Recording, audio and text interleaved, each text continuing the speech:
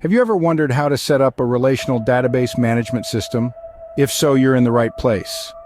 A relational database management system, or RDBMS, is a software that helps you store, update, and manage a set of related data. It's a cornerstone of many applications and websites, making it a vital piece of the digital world. Today, we'll walk you through the process of setting up your own system.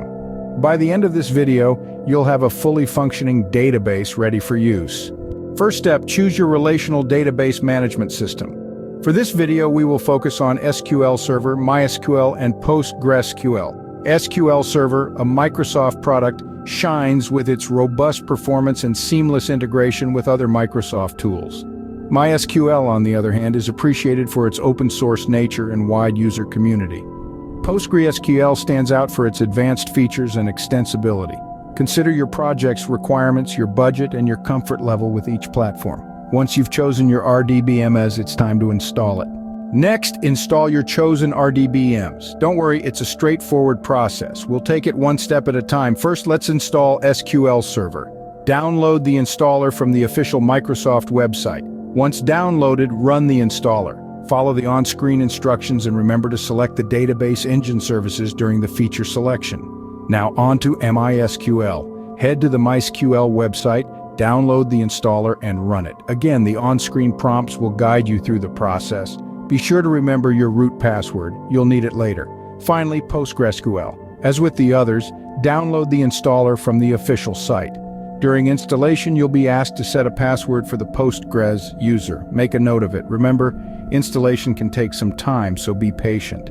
Also, always ensure your system meets the recommended specifications for your chosen RDBMS. With your RDBMS installed, you're halfway there.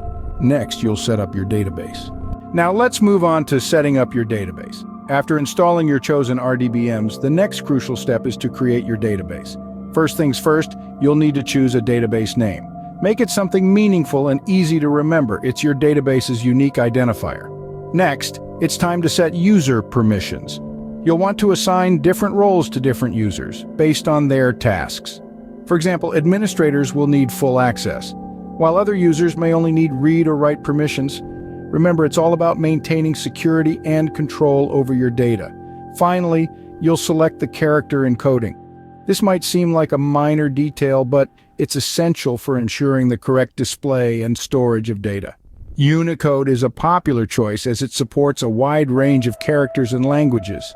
Follow these steps, and you'll have your database up and running in no time. Congratulations! You now have a fully functioning database. Well done! You've successfully set up a relational database management system. Let's take a moment to recap the journey we've been on together. We started by choosing the right RDBMS for your needs, considering the strengths and weaknesses of popular systems like SQL Server, MySQL, and PostgreSQL.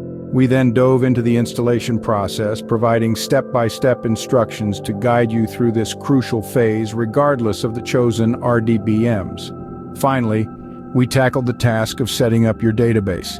We discussed how to create a new database within the RDBMS and highlighted important considerations such as naming your database, setting user permissions, and choosing the appropriate character encoding. This process may seem complex at first, but with practice it will become second nature. Remember, practice makes perfect. Don't be afraid to experiment and learn. And don't forget to like and subscribe for more videos like this one.